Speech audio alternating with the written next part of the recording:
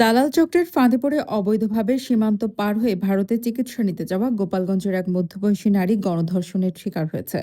লোমহর্ষক এই ঘটনাটি ঘটেছে গোপালগঞ্জ জেলার মুকসুদপুর উপজেলার দোলবাজারকান্দি গ্রামের এক মধ্যবয়সী নারীর সঙ্গে।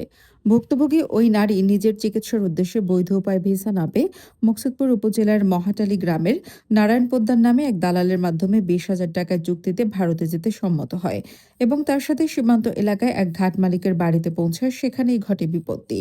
দালাল নারায়ণ পোদ্দার ঘাট মালিকের বাইকে করে সীমান্ত পার হওয়ার উদ্দেশ্যে চলে যাওয়ার সময় ফেলে রেখে যায় ওই নারীকে, আর সঙ্গে সঙ্গে হায়নার ছবলের মতো 4 জন পুরুষ তাকে জোরপূর্বক নিয়ে যায় নির্জন ঘরে। সারারাত উপর্যুপরি ধর্ষণ ও শারীরিক নির্যাতনের শিকার হয়ে এই অসুস্থ নারী মানুষরূপী অমানুষদের লালসা মিটিয়ে ছিনিয়ে নেয় সঙ্গে থাকা নগদ 5,000 টাকা ও 8 আনা ওজনের কানের দুল। সারারাত জীবনযুদ্ধ পার হওয়ার পর সকালে নিজের এলাকায় ফিরে আসেন তিনি। এর দীর্ঘ প্রায় 3 মাস যাবৎ চিকিৎসা নেওয়ার পর এমন লোমহর্ষক ঘটনার বিবরণ দেন ওই ভুক্তভোগী নারী। আমি 3 বার ভিসা লাগাইছি, ভিসা পাই নেই। তারপরে এই নারায়ণ পদ্মা বলছে, ওনারে কইছে কি আমার একটু ইন্ডিয়া পার করে দেওয়া যায়? কয় হ্যাঁ যায়। শিওর? কয় হ্যাঁ যায়। তাই যাওয়ার পরে পথে আমার ঘাট মালিকের বাড়ি নিয়ে ঘাট মালিকের সাথে উনি মোটর সাইকেল চলে গেল, আমার একারে গুন্ডমলটার কাছে ধরে দিয়ে গেল। এরপরে সারা রাত সেই শীতের মধ্যে কষ্ট করে বাড়ি দড়ি দাঁড় কোপ লাঠির বাড়ি স্বর্ণ ছিল আটানি 5,000 টাকা ছিল সব নিয়ে নেছে। এরপরে আমি যত সময় পর কথা তাকে না শুনি ততই খেলে আমার বাড়িতে তালে থাকে। সারা রাত এইভাবে একটা মেয়ে 4টে পুরুষ এভাবে বাঁচিয়ে থাকার মতো পরিস্থিতি আমার ছিল না। আমার চিকিৎসা নেওয়া লাগতেছে, আমার ওষুধপত্র খাইতে হচ্ছে, ডাক্তার দেওয়া লাগছে। এই জন্য এদেরকেই শাস্তি বিচারে চাই।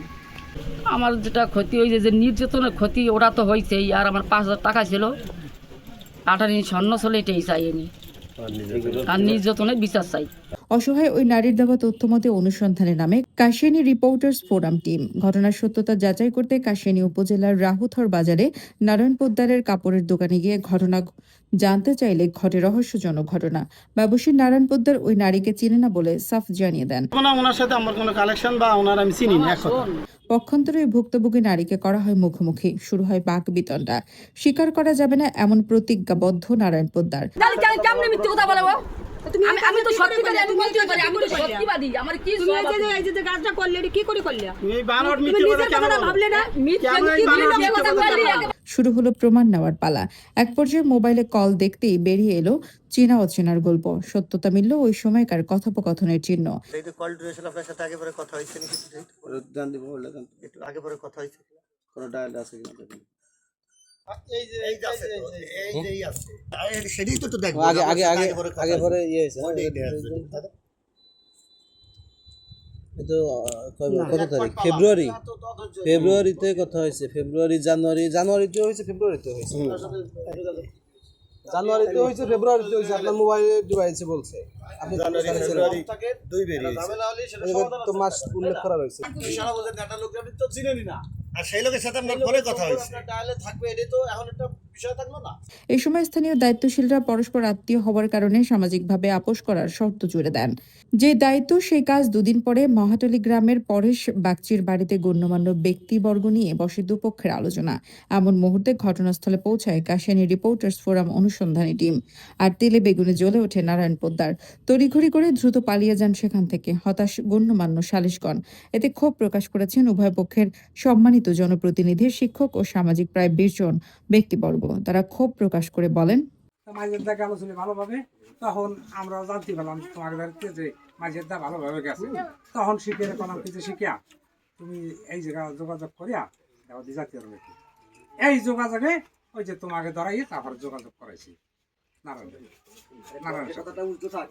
ওর যেটুক সেটুক বলে গেছে নারায়ণ টুকটাক যা কেবল যাওয়া হয়েছে ওই সময় এই যেটা। আমরা বসার পরে আমরা ওই মহিলার কাছে জিজ্ঞাসাবাদ করলাম, এবং এর আগে যে মহিলাটাকে ওই যাওয়ার জন্যে ধরাই দিয়েছে আমারই কাকাতো ভাই, হ্যাঁ, ওর কাছে আগে জবানবন্দি নিলাম। তারপরে মহিলার কাছে যোগ জিজ্ঞাসাবাদ করলাম। যোগ জিজ্ঞাসাবাদ করার পরে ওই মহিলা ওর সঙ্গে গেছে এবং সে যাই অনেক ইজ্জাতের হেনাস্তা এবং অন্যান্য কিছু তার খাওয়া গেছে। ওই জায়গায় একটা ঝগড়াঝাটি, বেশ ব্যাপকভাবেই ঝগড়াঝাটি হওয়ার পরে মিটিংটা মানে বিচ্ছিন্ন হয়ে গেল। বললো দিদ মামা একটু নারায়ণের সাথে একটু কথা বলে দাও, তখন আর একটা কথা বলে এসেছি। কার সাথে কথা? নারায়ণের সাথে। দালাল নাম কি? নারায়ণ। নারায়ণ কি? বাগচি? নারায়ণ পোদ্দার। নারায়ণ পোদ্দার বললো যে যায় যদি তাহলে আমার ভোরে আমার আগে চলে আসে, খুব ভোরে। না স্বীকার করলে কাজ হবে না, তো আমি যেখানে আছি সেখানে এটা উপযুক্ত বিচার দেবে, সে এটা করবে না। যদি কোনো তাকে আইনে আপনি সেদিকে আগান, সে যত না স্বীকার করুন, কিন্তু সে তো গেছে বলতে আমি তো আপনাদের বলছি হ্যাঁ গেছে, তাহলে সে ক্লিয়ার হয়ে গেছে, এখন এই পর্যন্ত তার চলে গেছে। রিপোর্টার্স ফোরাম টিম স্থানীয়দের সাথে নারায়ণ পোদ্দারের বিষয়ে জানতে বেরিয়ে আসে ভয়ঙ্কর তথ্য। নারায়ণ পোদ্দার রাহুথার বাজারে কাপড় ব্যবসার আড়ালে শুধু একজন পাচারকারী চক্রই নয়, তিনি হুন্ডি ব্যবসায়ীও বটে। নারায়ণ হুন্ডির ব্যবসার কথা স্বীকার করে।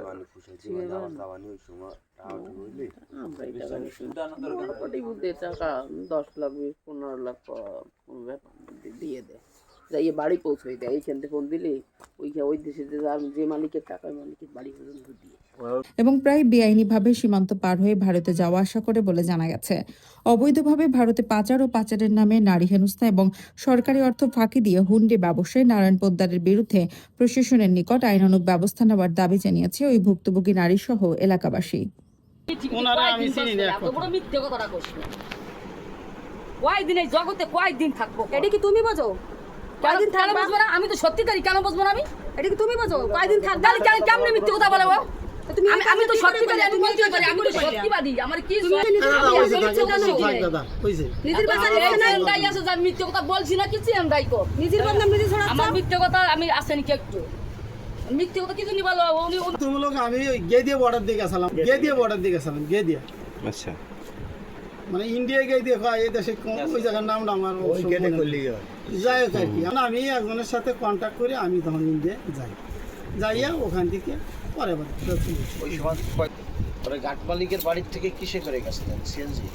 ওখান থেকে তো ওই যেভাবে বর্ডার পার হয় আর কি, মানুষ সবাই জানে। ট্যাক্সি? না মোটরসাইকেল? না